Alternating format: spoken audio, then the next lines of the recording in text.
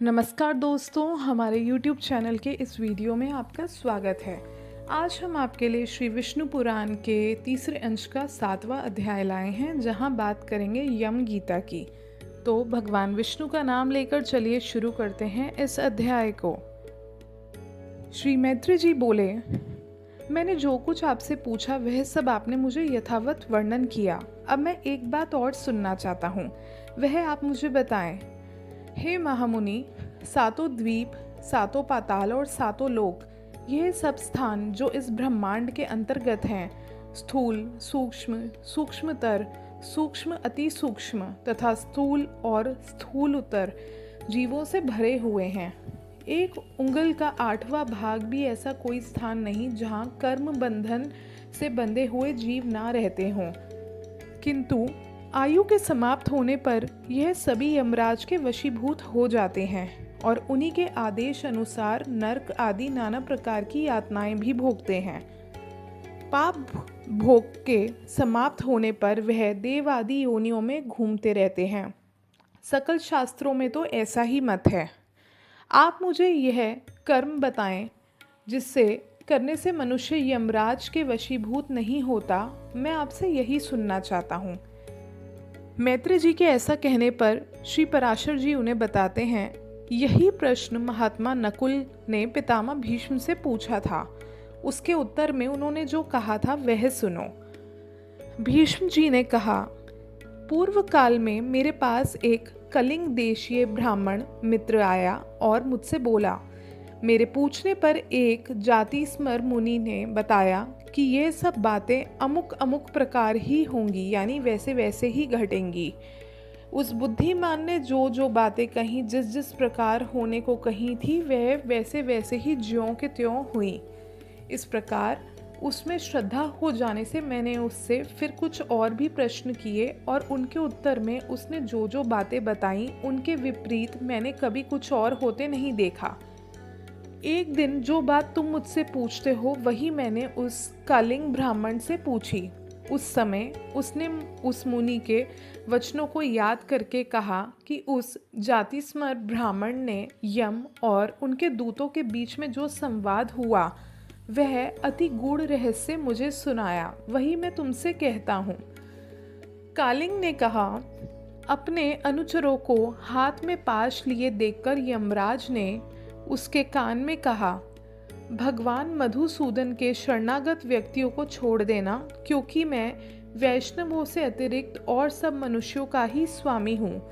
देव पूज्य विधाता ने मुझे यम नाम से लोगों के पाप पुण्य का विचार करने के लिए नियुक्त किया है।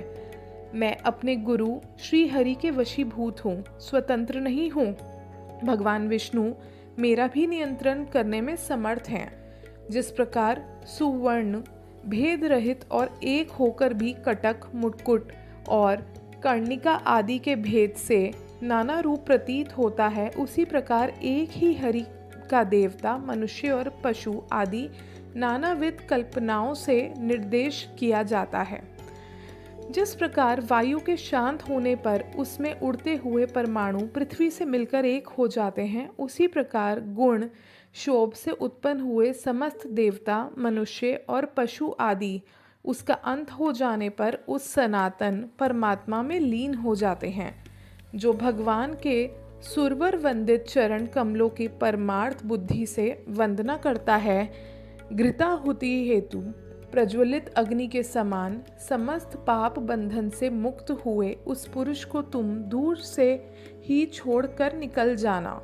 यमराज के ऐसे वचन सुनकर पाशहस्त यमदूत ने उनसे पूछा, सबके विधाता भगवान हरि का भक्त कैसा होता है, ये आप मुझे बताएं। जिस पर यमराज बताते हैं, जो पुरुष अपने वर्ण धर्म से विचलित नहीं होता, अपने सहृद और विपक्षियों के प्रति समान भाव रखता है, किसी का द्रव्य हरण नहीं करता तथा किसी जीव की हिंसा नहीं करता, उस अत्यंत राग आदि शून्य और निर्मल चित्त व्यक्ति को भगवान विष्णु का भक्त जानो। जिस निर्मल मति का चित्त कली कल्मश रूप मल से मलिन नहीं होता और जिसने अपने हृदय में श्री जनार्दन को बसाया हुआ है। उस मनुष्य समस्त जीवों का भद्र, प्रिय, हितवादी और अभिमान एवं माया से रहित होता है, उसके हृदय में भगवान वासुदेव सर्वदा विराजमान रहते हैं। उन सनातन भगवान के हृदय में विराजमान होने पर पुरुष इस जगत में सौम्य मूर्ति हो जाता है। जिस प्रकार नवीन शाल वृक्ष अपने सौंदर्य से ही भीतर भरे हुए अति सुंदर पार्थिव रस को बतला देता है, यम और नियम के द्वारा जिनकी पाप राशि दूर हो गई है, जिनका हृदय निरंतर श्री अच्युत में आसक्त रहता है तथा जिनमें गर्व, अभिमान और लेश कभी नहीं रहते, उन मनुष्यों को तुम दूर ही से त्याग देना। यदि खड्ग, शंख और गदाधारी अव्यय आत्मा भगवान हरि हृदय में विराजमान है, तो उन पाप नाशक भगवान के द्वारा उसके सभी पाप नष्ट हो जाते हैं। सूर्य रहते हुए भला अंधकार कैसे ठहर सकता है? जो पुरुष दूसरों का धन हर लेता है, जीवों की हिंसा करता है तथा मिथ्या और कटु भाषण करता है, उस अशुभ कर्म करने वाले दुष्ट बुद्धि के हृदय में भगवान अनंत नहीं टिक सकते। जो कुमति दूसरों के वैभव को नहीं देख सकता, जो दूसरों की निंदा करता है, साधु जनों का अपमान करता है तथा संपन्न होकर भी ना तो श्री विष्णु भगवान की पूजा करता है और ना ही उनके भक्तों को दान देता है, उस अधम के हृदय में श्री जनार्दन का निवास कभी नहीं हो सकता। जो दुष्ट बुद्धि अपने परम सुहृद, बंधु बांधव, स्त्री, पुत्र, कन्या, पिता, भृत्य वर्ग के प्रति अर्थ तृष्णा रखता है, उस पापाचारी को भगवान का भक्त मत समझो।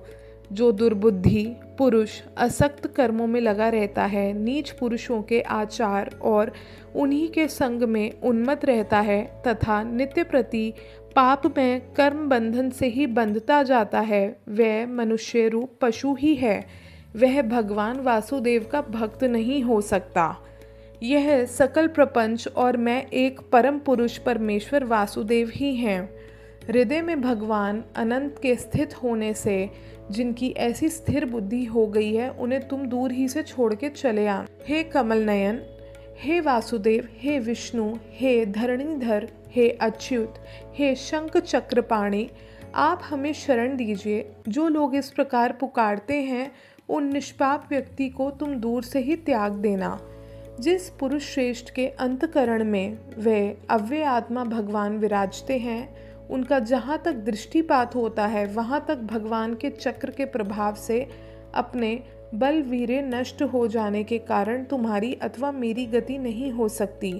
वह महापुरुष तो अन्य वैकुंठ आदि लोकों का पात्र है।